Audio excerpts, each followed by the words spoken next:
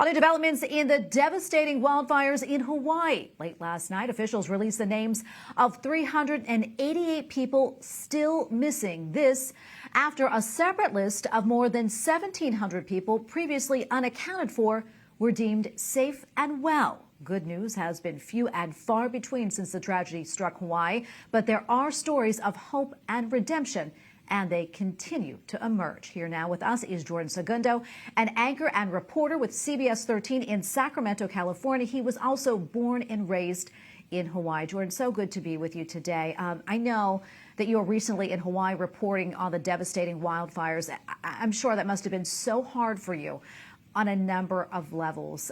That said, if you don't mind, can you talk to us a little bit about that experience? You know, it was definitely a very emotional experience for me. I was born and raised in Hawaii on the island of Oahu, but I have relatives that live on Maui. I've been here in Sacramento working for the CBS station up here for almost 5 years. So when this devastation happened, I was out on a live shot, and I remember hearing the news of the morning, really not really paying attention to it, just thinking, okay, there was a fire, until I got on the phone with my auntie and she told me that Front Street was completely gone. So it was really hard to believe in that sense. And the station decided to send me out there to Maui to cover the story for about a week and a half. And it was just so hard to see the devastation up close, right there in front of my eyes. Just to see the heartache that these people have been dealing with is absolutely just so hard to fathom. And, you know, I've never been in a war zone, but that's all I could say. It looked like the entire town just completely wiped out, home after home, business after business, basically wiped off the map in just minutes, you know, in a day. So it was tough to see, but I was honored and grateful that I had the chance to get home there and share the stories of the people and really, you know, get into the community there.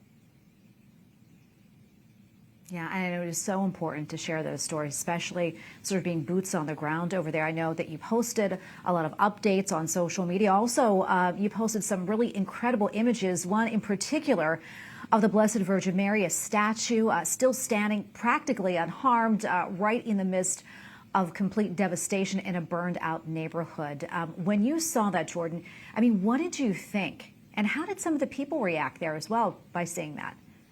You know, I had chills. That the day kind of just mapped out. We were at a donation center that morning, and I with my photojournalist Brian and I knew that we wanted to get as close as we could to the devastation for our live shots that afternoon. We had been at a park the day before, right above that neighborhood. It's called Lahaina Luna. It's right under the high school, right above Front Street. And we saw a few people kind of walking around, and we thought, hey, let's give it a shot. Let's get to that area and see if we can walk in, because they were still closing it off to only residents. And we got there that afternoon, was able to walk into the neighborhood where half of it was, the homes are still standing. And then there's a line where it seems like the fires just kind of started or jumped over, and the homes from that line all the way down to the ocean just gone. And so we walked through the neighborhood, we talked to a few of the residents there, and it was amazing with the interviews that I was getting.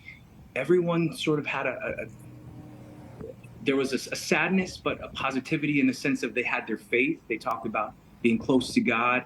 And we ended up in front of this one home, and this nice little lady came out. Everyone in Hawaii, we call them auntie or uncle. So I called her auntie, and she came out and she started telling us her story about escaping the fires and having to hold on to the trees because the winds were so hard. And I remember turning around and saying, yeah, but your view is of your neighbor.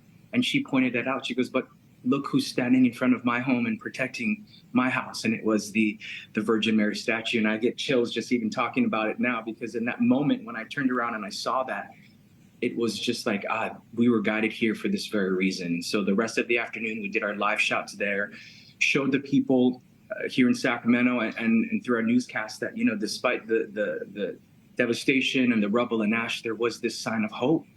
And it was just right there for us to see. And you know, we had birds around it. We couldn't have asked for a moment, but it just really shown me that, you know, these people here have been going through such a dark time, but they all somehow, they're still holding on to their faith, and that's getting them through. And that was just that amazing moment that I shared online and throughout. And it's just been incredible, people seeing it, you know, holding on to that faith that they have. Yeah, absolutely. And I know you also had a really powerful conversation with a man who saw his church burning down. Kind of a blessing in disguise, I guess. He said, quickly, if you can tell us about that interaction. And we're just about out of time, but this is so important to hear. Sure. Unfortunately, there are churches within the Lahaina community that burned down. Some are actually still standing, but that one man said, this was a blessing in disguise. Our church was a very old church, so we couldn't expand on it because of the historic rules and regulations. But now that we have a brand new slate, maybe we can now build our church back up to welcome in more people from the community. Because he said with an incident like this, it's time for everyone to get close to God. And I think the signs and the symbols of hope that we saw throughout Lahaina, I think whatever people believe in will encourage them to really believe in something greater, and something that can help them through such a dark time. Absolutely. Jordan, any quick final thoughts before we let you go?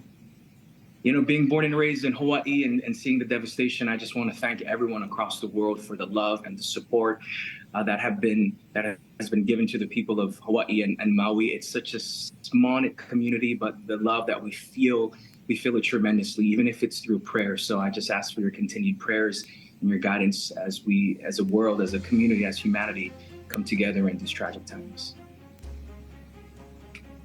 Yeah, and we definitely are praying for everyone. And thank you, Jordan, so much for coming on and sharing all of that with us. We appreciate it. And thank you for your reporting. God bless you. My pleasure.